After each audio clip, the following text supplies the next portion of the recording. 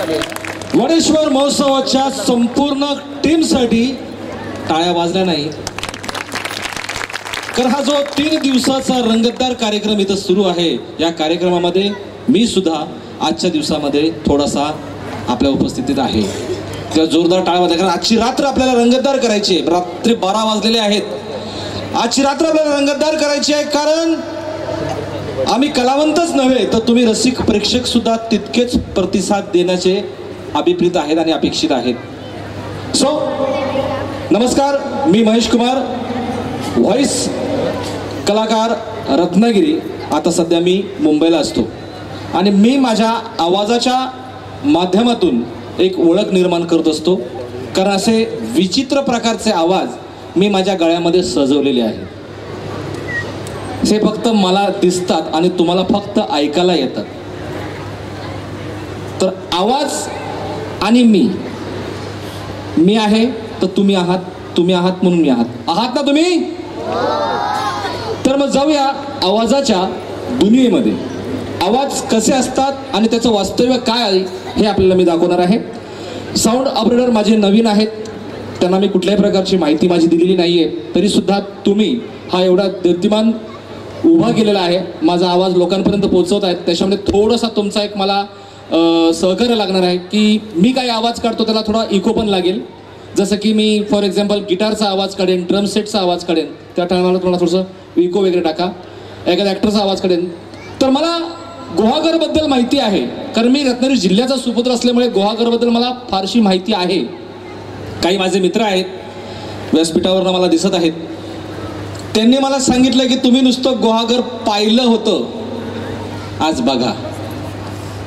आणि आज खरंच मी बघितलेलं आहे. असं प्रेम ऑडिटोरियममध्ये मिळत नाही. वाडेश्वर देवस्थानच्या कमिटीने जो कार्यक्रम रंगवलेला आहे 3 दिवसाचा, हा असाच हाऊसफुल कार्यक्रम, हा बॅनर नाट्यगृहात लागत असतो. उद्या पेपरामध्ये आपला हेडलाईन येईल, वाडेश्वर महोत्सव हाऊसफुल. आणि हाऊसफुलमध्ये काय आवाज झाले, कसे झाले, हे मला तुम्हाला दाखवायचे आहेत. मला बघायचं आहे तुम्ही किती हुशार आहात. तुम्ही हुशार आहात ना? हुशार आहात ना? मला चेक करायचं आहे. मी एक ॲक्टरचा आवाज काढणार, तुम्हाला तो ओळखायचा आहे कोणत्या ॲक्टरचा आवाज काढला. जर सांगितलं तर मी माझे आवाज पुढचे काढणार, नाही तर एकच आवाज काढून झाला. चालेल का? तर बघूया. आपल्या ज्या महोत्सवाची जी समिती आहे त्यांच्यात एक प्रमुख नेमलेला असतो, सांस्कृतिक प्रमुख. त्यांनी मला कॉल केला. त्या कॉलवरती मी न बोलता त्या मराठी कलाकारांनी त्याच्याशी संवाद केला. कसा संवाद केला हा मी बोलतोय, तुम्हाला आवाज ओळखायचा आहे. Ready ready ready.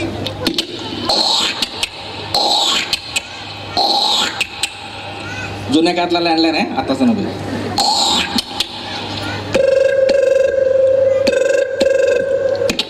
हॅलो, हा कोण बोलतोय, का बोलतोय, कशाला बोलतोय हे पलीकडनं सांगा, मग अलीकडनं सांगतो कोण बोलतो, का बोलतो. हो, भरत जाधव नाही आहे, आवाज माझा आहे. हा मग हे बघा, यांना भरत जाधवचा आवाज आलाय. बाकीच्यांना कोणाला कोणाचा आवाज आलाय? बाकीच्यांना कोणाला आवाज कोणाचा आलाय? मला सहमती आहे का? कोण आहे? माणसं बोलतच नाहीयेत. हे लय भारी झालंय. मला वाटलं होतं गुहागरमध्ये गेल्यानंतर फक्त समुद्र ब्रिज बघायला मिळेल, पण इथं हे सगळे रसिक प्रेक्षक बघायला मिळालंय. मला असं झालंय. असं आता पुढचे आवाज मला काढायला लागणार ना? काढायला लागतील ना?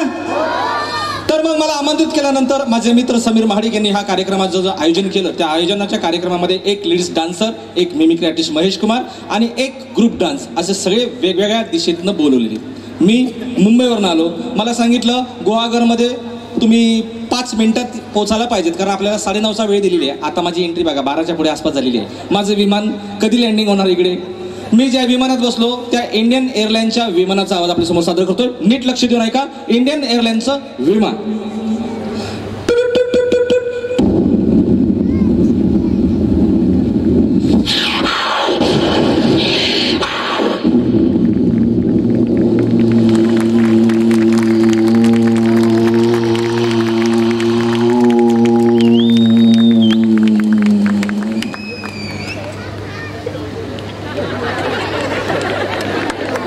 त्याच वेळेला विमानाचा आवाज ढगात आला तर खाली जे माणसं आपण असतो ना, म्हणजे आता मी माझ्या बालपणातली गोष्ट सांगतो. आम्ही बालपणी शाळेत होतो तेव्हा आम्हाला एक वाईट सवय, भांदरटपणा ना, चंचल बुद्धी. विमान जाऊ दे, हेलिकॉप्टर जाऊ दे, कावा चिमणी जाऊ दे, आम्ही आपल्या बागाला बाहेर. दिसलं कोणाला काही नाही. आता मी जसा हा आवाज काढतो विमानाचा, माझा एक मित्र आहे बालपणातला, जसा काल मी एक आवाज काढला विमानाचा चिपळूणला, तिथे सचिन गडशी नावाचा मित्र आहे. आपल्याकडे गोवाघरमध्ये बाळासाहेब राशनकर नावाचा मित्र आहे. मी विमानाचा आवाज तिकडे काढला. हे ग्रस्त कुठं बाथरूममध्ये आंघोळ करत होते, विमान बघायला बाहेर. विमान काही दिसलं नाही, गावातल्या लोकांना बरंच काही दिसलं. आता हे विमान गोवाघरमध्ये लँडिंग होणार.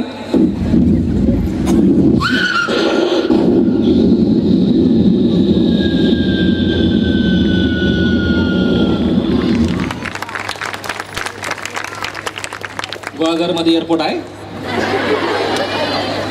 मग विमान कुठं उतरलं? रत्नागिरीला. रत्नागिरीमधून मी फोन लावला आपल्या गोवाघरच्या समितीला की मी रत्नागिरीमध्ये आलो. ठीक आहे, दिव्या पॅसेंजरमध्ये बसा, डायरेक्ट गोवाघरमध्ये.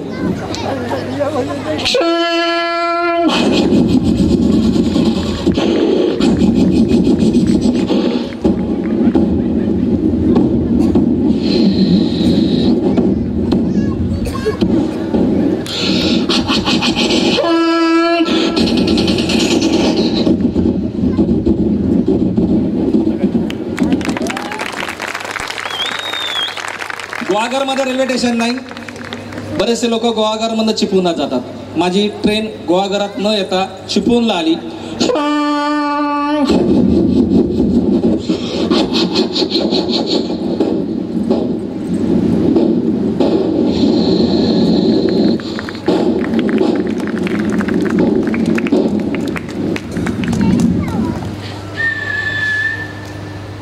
रेल्वेच्या डब्यात उतरत नाही तो पण फेरीवर आला. चाय गरम गरम चाय, आले भाषणांची गेले बिस्किट आले, समोसे घ्या गरम गरम समोसे, थंड बॉटल पाणी मिरिंडा. मी एवढा कोणी श्रीमंत माणूस नाहीये. माझी 55 लाखाची गाडी घेऊन मी सदैव जायला मोकळा असतो. ती म्हणजे आपल्याला सगळ्यांना माहिती आहे, ग्रामीण भागातली जीवनवाहिनी लालपरी. चिपळूणच्या रत्नागिरीवरून येणारी गोवाघर गाडी पकडून मी चिपळूण स्टँडवरनं गोवाघरकडे आलो. अनाउन्समेंट माझ्या कानावर आली.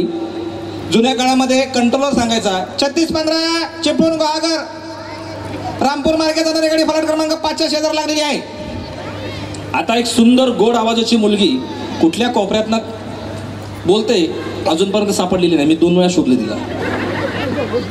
आता आठवड्यात रेडिओवर लागत नाहीत, एसटी स्टँडवर लागतात. कापडापासून पापडापर्यंत, लोणच्यापासून मसाल्यापर्यंत. आता काही दिवसानंतर मॅडम आहे ना, कोणाचं लग्न कोणाबरोबर ठरलंय हे सुद्धा एसटी स्टँडवर ऐकायला मिळते.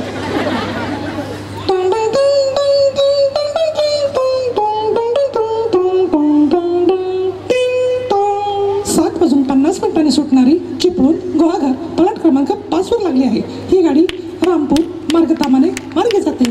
धन्यवाद. मध्येच आडुडाच लागली. आपले प्रियकर प्रियसी नजरेसमोर ठेवा, गर्दीतून पळून जाण्याची दाट शक्यता आहे.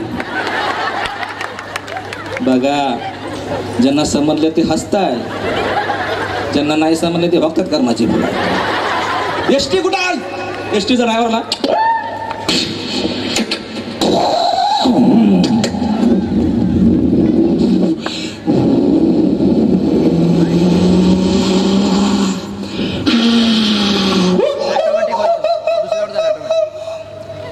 गाडी येऊन शृंगारतळीत बंद पडली. म्हणजे शृंगारतळी नाही तर कुठला मोडका आगार का कुठला होता. फाट्यावरच मी अध्यक्षांना फोन लावला समितीच्या. म्हटलं सर मी बसनी आलोय, माझी बस तो पालशेटला कुठला रोड जातो तिथं बंद पडली. फाट्यावर का? फाट्यावरच थांबा. फाट्यावर थांबा म्हणजे काय फाट्यावर मारायचा विचार आहे की काय? नाही हो, तुम्ही तिथे थांबा, तुम्हाला घ्यायला आमच्या संस्थेचा हेलिकॉप्टर येईल. मी विचारत पडलो, देवस्थान कमिटीने एवढं पैसे कसे काय कमवले की स्वतःच हेलिकॉप्टर घेतील? आजकाल भरोसा नाही, घेतील पण काही सांगता येत नाही. आणि अध्यक्षांनी मला हेलिकॉप्टर पाठवलं, लय भारी हेलिकॉप्टर पाठवलं.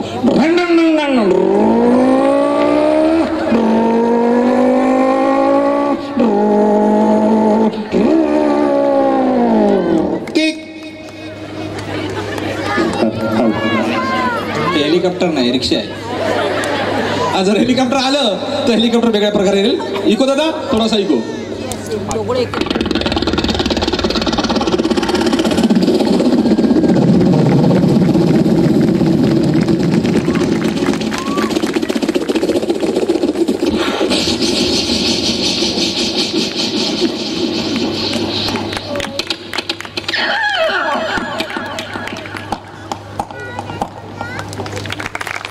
पहले मेरा पैगाम सुना होगा, कई शायद करो भी नाम भी सुना होगा.